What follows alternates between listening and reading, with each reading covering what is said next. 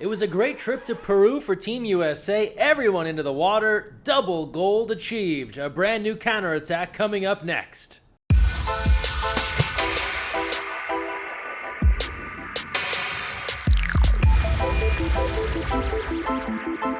Hi everyone, Greg Mescall here. Thanks for joining us on a brand new counterattack brought to you by the Rudy Project and XX2I. And we start down in Lima, Peru, where both of our USA youth national teams were competing in the UANA Youth Pan American Championships, and they did quite well. As you know by now, both teams winning gold. We go back to Peru. Here's some of the action in the water via the Facebook live stream as both teams succeeded not just in the gold medal games, but throughout. Team USA went undefeated in Peru.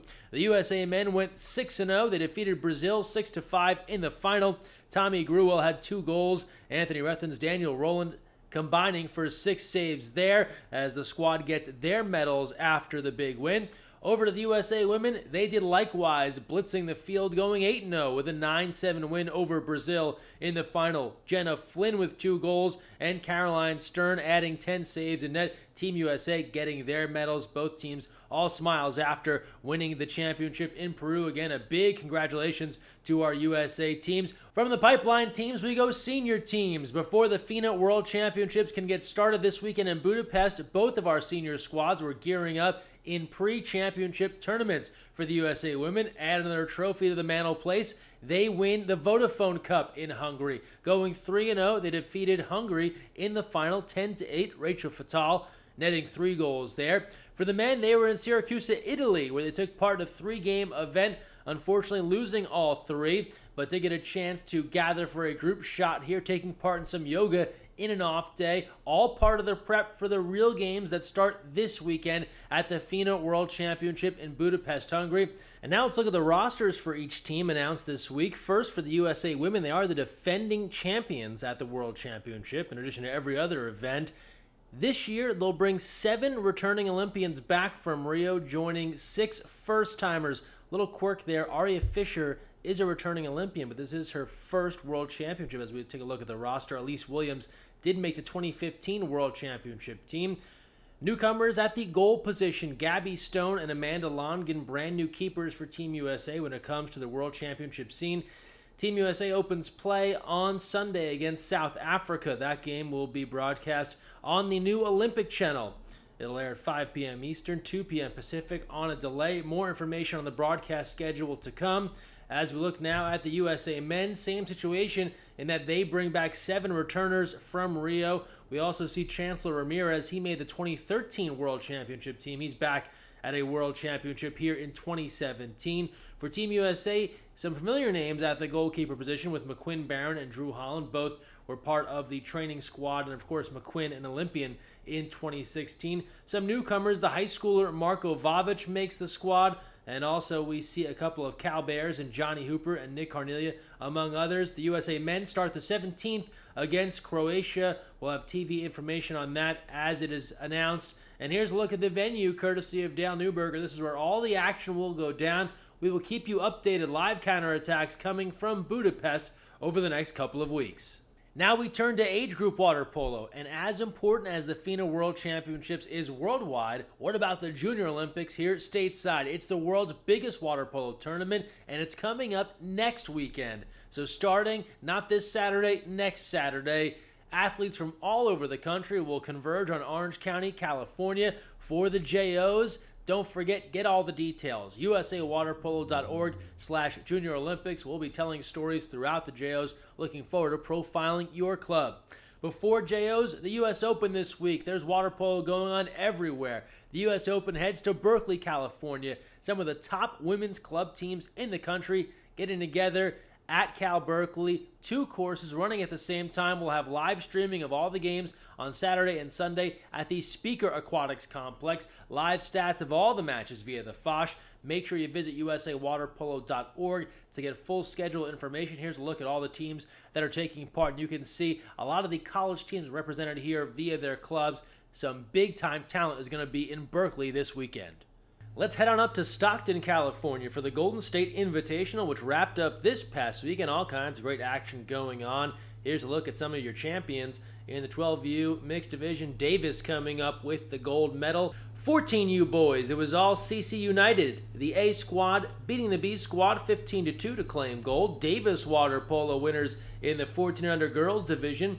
16U boys, redemption for Big Valley as they take the crown. We go 16U girls, American River A, the winners there over Big Valley 6-4. 18U boys, Davis back in front. They edge San Jose 6-4. 18U girls, Davis winners once more. Big weekend for Davis. They defeat Big Valley 8-4. And then the men's open division from the National League, Alumni A, big winners over Big Valley 22-6. They take it after a nice run in the National League. Congratulations to all of our champs at the Golden State Invitational. And now we close out our show the way we do every week with our social media send-off, the best of what we have found online in the world of water polo.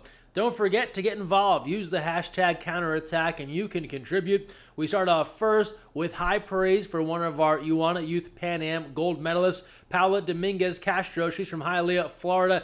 They're excited about one of their own winning big in Peru.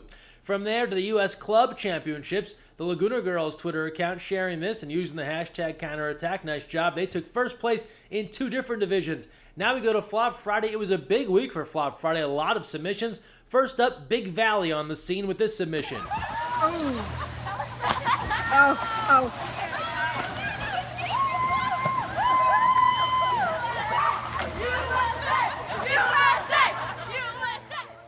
And then we're not sure this was actually part of Flop Friday, but it is flops with cops. It's a video shared from Adam on Twitter. These cops are dedicated to the belly flop. Nicely done.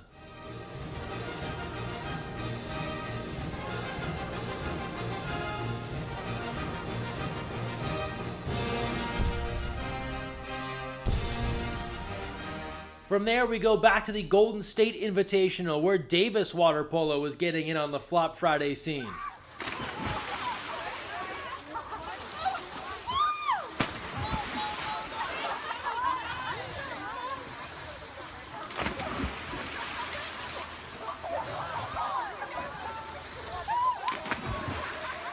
And from Davis to SoCal, the SoCal girls offering their Flop Friday rendition via Bailey Lynn.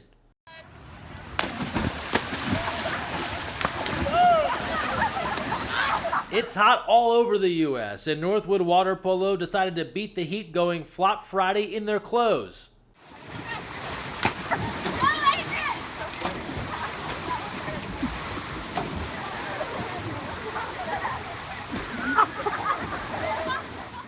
Orlando Thunder takes top honors this week in the Flop Friday. We've seen Flop Fridays come and go, but have any of them led to something else?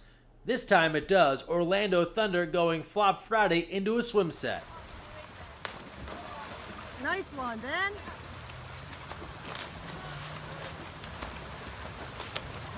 And we know athletes nationwide cringing at the thought of Flop Friday turning into a new swim set start. Maybe that's just a one-off. We'll have to keep an eye out. Don't forget, use the hashtag Flop Friday. Olympians Tony Azevedo and Brenda Villa among many ready to ride the Metro with LA 2024 via the LA 2024 Twitter account. And last but not least, how did this goalie get up this high? Check out this photo via Instagram from the waterpolo.nl account.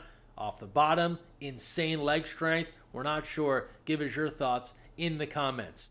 So there you have it, the best of what we saw in our social media send-off this week. Get involved, use hashtag counterattack, tag us at USAWP. Next week, we're in Budapest, Hungary for the FINA World Championships. We'll have all kinds of great water polo action to share. That'll do it for this week's episode. Thanks for joining us, and don't forget, when you're on the counterattack, look weak side.